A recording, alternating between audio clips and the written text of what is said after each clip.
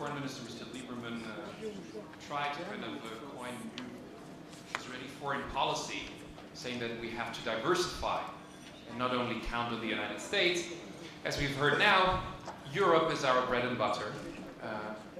As Mr. Singer said, it sounded like the US is a piece of cake, but there's a lot of candy in the third world and in the emerging markets. And I wanted to ask Mr. Catarivas and Mr. Brosh, how is Israel doing that? Is Israel trying to build an alternative to Europe? Is there an alternative market to Europe?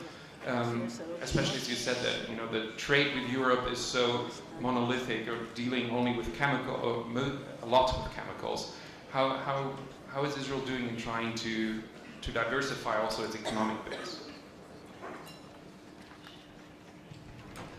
Well, I mean, there's no question that we have to diversify. I mean, and we are now engaged in lately. We joined as an observer in the Pacific Alliance. This is in South America, and we signed a free trade agreement with the Mercosur, and we are negotiating a free trade agreement with India, and eventually with China, and even Russia is on the table. Not to say that we shouldn't look for other markets. As Mr. Dinger said, it's true that the growth engine is in the emerging market, and we should tap into that. Having said so, this is a process that takes time.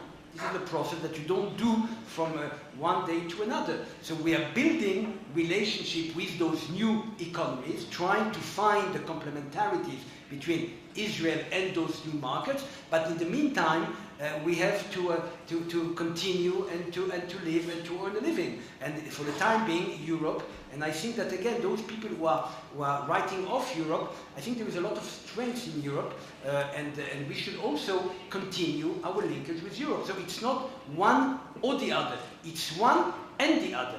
And the fact that we have joined the relation with the Horizon 2020 program, I mean, out of all the declining budget in Europe in the last couple of years, the only budget that has increased is a budget on research and development, meaning the Europeans themselves understand that this is where they should go, this is the direction for growth, and there is no question that Israel is very, I would say, is right in trying to link itself as much as possible to this engine of growth, of development and research and development in Europe. So it's not one or the other, it's the two in parallel. Just let me touch one point. We still want to increase our economy, and we have a goal to reach $40,000 per capita. And I mean, whether you believe it or not, the growing market is there in the Far East and those places. We appreciate very much what we are doing in Europe. As we said, we have 40% of our trade is with Europe. But the Israeli export is the growing engine to the Israeli economy. 45% of our growth comes from the export. And unfortunately, the economy, the European market and the North American market is not growing right now. And we are looking for the Far East just because we want to continue to grow. And yes, this has nothing to do with the efforts we are investing in Europe or in America, but we still have to do more in the Far East. This first session is called Economics and also Energy. And so there's one chemical I would like to concentrate on in my next question, talking about gas. You know, in Israel we have a dire lack of electricity. At the same time, we have abundant resources of energy lately. How can we incorporate that into our relationship with Europe, especially now when we see the crisis with Russia? You know, here some Israelis dreaming about supplanting Mr. Putin as the one sitting at Europe's gas tap. Is that something realistic? What kind of role can cooperation and energy actually play in the bilateral relationship? Anyone? Just to touch this point, yes, we found gas, we are lucky. Unfortunately, we don't see it right now in our bills when we are paying the electricity. The prices are still increasing, but this is for, I believe, other reasons. But export gas, and especially to our friends in Europe, is one of the goals, I believe. I don't really believe that we will be able to be a supplier instead of Gazprom. But yes, we have quite enough, and I'm sure that this is one of the strategic points that we have to link ourselves to obligations to our friends in Europe. Yes. I want to add to that. I mean, a lot talk about gas, but I mean the bonanza is there, no question about it. But we have to keep the dimension. Okay, I mean, we will have surplus of gas, but the quantity are not really what Europe is looking for. Okay, I mean, the quantity needed for Europe are much larger than all what we might found. I mean, I tend to be optimistic. Maybe we found even more, and that's okay. But it's not, again, this is something not in the immediate near future. In terms of energy cooperation, I think that the big question is whether or not we will sell our gas to Turkey, because this is really the question, because this is really the next and the closest, I would say, market that actually is probably the potential market of export of Israeli gas. So the question is really Turkey, and from Turkey, maybe they want to diversify and they want obviously to get other sources. So this is the real question. Whether we are going to sell gas to the rest of Europe, I don't think that's really on the table now. By the way, in the region, there are some talks about, for instance, I don't know if you know, but Egypt is actually today in shortage of gas because of their gas policy. There are talks about reversing the pipeline. Instead of buying gas from Egypt, we might even sell gas to Egypt. So this is an interesting development that has also political implication. And you saw recently also the agreement that was signed between Jordan and Israel, or Jordanian company and Israeli company with Noble Energy around the Dead Sea. Here there is cooperation already starting with Israel and Jordan in the energy sector. So I see the potential of the gas more being maybe in the region than necessarily with Europe. But if there are surplus and if really the problem in Europe are getting harder, maybe we'll contemplate selling to Europe also. Who knows? So I would just add that you know, again, if you look at the huge resources challenges of the world, how do you provide more energy, more food, more water to the world? Again, the problem, the challenge is primarily outside of the rich world. If you look at China just alone, is about to add the generating capacity of the United States in the next few years. That's just what the Chinese are adding to their energy use, their energy consumption. But it's not just China. It's the whole world of emerging markets.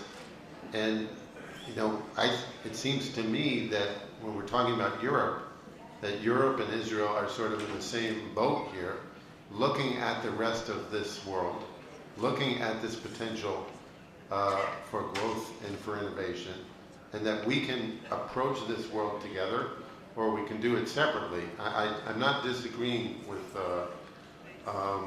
Dan that Europe is a huge market, a very important market for us. But even when we're working with the European market, I think a lot of it could be vis-a-vis the emerging markets with European companies. Thank you. When I look at the questions here, most of them still are dealing with the BDS issue, with the sanctions and boycott of Israel. And one question I had, you said that the relationship is poisoned by 0.5% of our trade with Europe. And Mr. Brosh, you said that you don't feel it in your daily relations. Well, we know that if you look at European public opinion, Israel is a major concern for many Europeans, and it's not very well liked in large circles in Europe. Where does the business world and public opinion, in your experience, meet? And also to you, Mr. Sinker, is there any influence when someone, you know, wants to buy a high tech or wants to build up an R&D center? He says, you know, with those Israelis, I don't want to do business. How much does this really influence business decisions in everyday life? Just if you will look effectively, you will see how many computers is in BMW or in Mercedes or Audi or Seat. I mean, in the automotive industry, it's full with computers inside, and part of them came from Israel. And those cars manufacturers, just an example, don't really say, well, we'll take something second best and not putting the best that we can put in our production. The same, if you saw our export to Europe, after chemicals, you see machineries and electric components. What does it mean? That means that local manufacturers in Europe buying components from Israeli companies, they believe that is something unique, something goes forward with the technology, and they want to have a better product for themselves. And for that reason, this is what I mean when I said politics don't touch this point, because I mean it doesn't show on this little computer in the car. This is made in Tel Aviv or whatever. You are buying a BMW and you're not looking to see where these parts are built or made from. And for that reason, most of our export is not ready-made product. Is components or some other technologies that some other companies are adapted into their product. And for that reason, maybe we are not facing really a difficult time selling it to them. And, but yes, I mean, you can see the boycotts in the universities. Of course, you can have a split off and it can come to the business sector. But right now, I can tell you we don't really feel a problem. People are speaking about the Palestinian problem, speaking about relationship with Israel, but it doesn't really touch boycott as a boycott and say, no, we're not going to buy from you just because you are an Israeli company and whatever. The Palestinian problem is still don't solve. No, I mean, to me, I don't know. I feel like when there's 100 companies out there, and let's say one of them or 10 of them or whatever it is doesn't want to work with Israel, so we don't have to work with them. I mean, why should we want to work with anybody who doesn't want to work with us? When the vast majority of companies and countries is really knocking at our door, trying to, first of all, looking at Israel as a model in terms of developing an innovation sector. I find it ironic that Israelis in high tech often complain. They say, well, why do we only do startups? Why can't we do big companies? It drives Israelis crazy.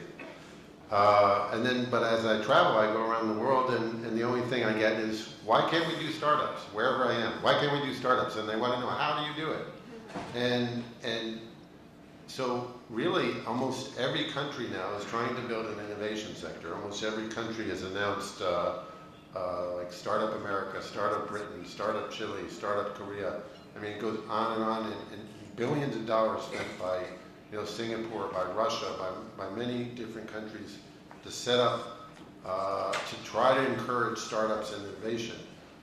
It's become almost a huge global industry, and there are really only two places that this effort is looking at. They look at Silicon Valley, and they say to themselves, well, that's great, but that's the United States, we can't really do that. And then they look at Israel, and they say, well, maybe we can do it the way the Israelis did it. And there's this tremendous eagerness, demand to work with Israel. And so I think we spend a little bit too much time focusing on the people who don't want to work with us. And I'd rather spend our time working with the people who do very much want to work with us, where there's so much to do together. And let's just move ahead. Well, I don't want to sound, we shouldn't be totally, denial, and shouldn't have an attitude of denial, and shouldn't be complacent about the problem. The problem exists, and we should be watching it, but we should also give it the right dimension and the right order of magnitude. So it is there in the social media, and who knows, it could turn into a more negative trend. But as things are today, they are definitely very limited. That's what, and the more we talk about it, the more we give it publicity. Therefore, we decide not to talk it too much, because it's really no point about doing that. And I think that we should definitely also encourage the various governments which have taken a very clear stand. I mean, the ambassador said it very clearly, and Ashton, and Ms. Ashton said it very clearly. There's not going to be boycott of Israel, and the European, and there is legal measure even taken in France against people calling for boycott, etc. So we should reinforce those type of legal action about people who are really inciting against hatred, because that's the way it is classified in France, for instance. So we should take the measure where it's needed. We shouldn't overestimate it, okay? But we should not undermine it also, and be careful and look at it. What I'm a bit worried about, what we call the secondary boycott, and this is where again countries, I think, should make a real point, because the question is, where do you draw the line?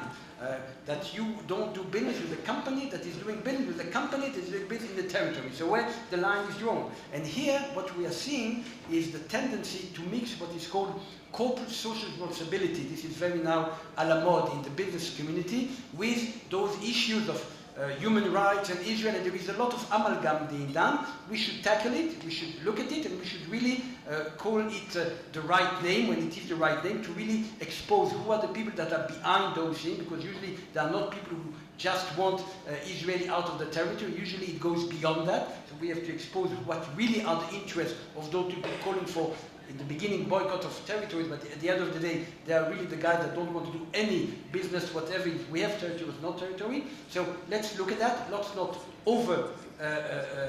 estimate that thing, and keep vigilant. Thank you.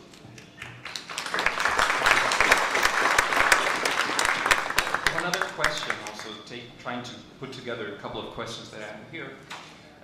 What is it really Israel and Europe can learn from each other, especially when it comes to high tech? Because one of the, and what I would like you to focus on in answering this question is one of the harshest problems Europe and Israel are facing are the ever widening social gaps inside these societies. So does high tech actually help bridge or make these social gaps smaller? Is there something we can learn from Europe, where still there's more egalitarianism, you can say, in society than here in Israel? Or does it actually help get people out of poverty and make people more equal, and help bridge those social gaps? Who can learn from whom, and how can we apply this? Well, I think that generally speaking, different countries have a lot to learn from each other. Again, this idea of different strengths, that we should look at countries sort of the way we look at people. When we build startups or we build companies, the way we do that is we build teams of people, because people have different strengths.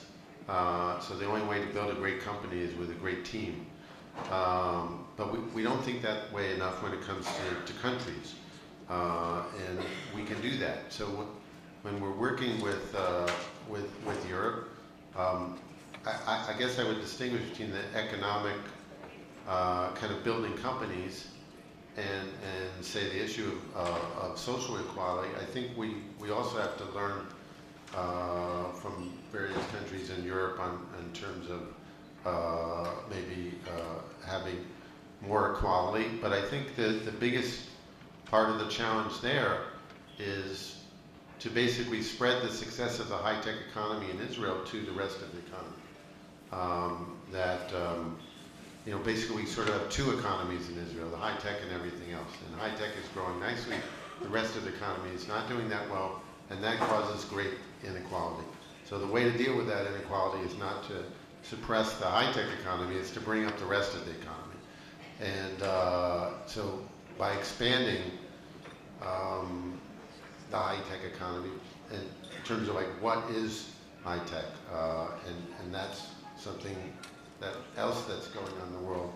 The whole distinction between high-tech and everything else is disappearing. Everything is becoming technology in one way or another. So that process can increase within Israel, can improve the rest of the economy, and we can also learn from certain European countries in terms of policy. I would like just to remark what Mr. Singer said. The Israeli traditional industry, which is 50% of the capacity of the Israeli industry, 50% from the export is traditional industry. All those industries, what we call the traditional industry, is fully equipped with high-tech. I mean, we're all innovation, technology, R&D in traditional industry. We have even in the food industries a lot of R&D by big giants from Europe here in Israel. And we all know that we have to adapt the high-tech philosophy into the traditional industry. We are doing it for many years already, I believe something like 10, 12 years. Actually, most of the industries that was based on labor costs are not existing in Israel anymore. Something like the textile industry, some others. But on the other hand, we have those industries, even in textile, even in food, even in rubber, plastic, whatever, that were smart enough to adapt technology, to adapt innovation. And you can see the very big guys like Netafim, like Keter, like other Israeli companies, which are basically traditional companies that are very much equipped with high-tech. And they are success. They have a big success all over the world. Yes, I believe that the rest of the economy must adapt this challenge as well, and that will, of course, support very much to the development of the Israeli economy. I mean, there's no question that the European model, so-called vis-a-vis the American model in terms of social and economic policy, this is the way of looking in a very simplistic way. But we have a dialogue with our counterpart in Europe on the social dialogue. I mean, we are part of meetings of the Economic and Social Councils in Europe, so when they bring employers and unions and government together. So those issues are issues where we do share the same type of problem that we have with Europe. I think that in terms of, for instance, all the issue of vocational training, we are trying now to learn from the German model of a dual system, because we are lacking professional people for our industry. So there are a lot of areas in the social sphere which definitely there could be a lot of, I would say, a mutual cooperation, and we can definitely learn from that. The problem today in Europe, when you talk about the inequality, I think that Europe also has a problem with the high unemployment of the youth, which is definitely going to have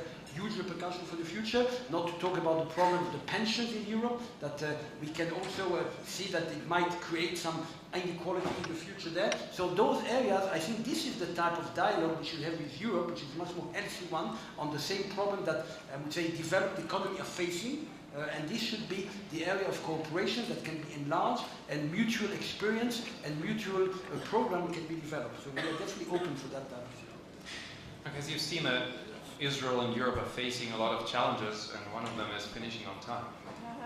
And we're trying to meet that one now, get back on track, and I thank you all very much for contributing and for listening.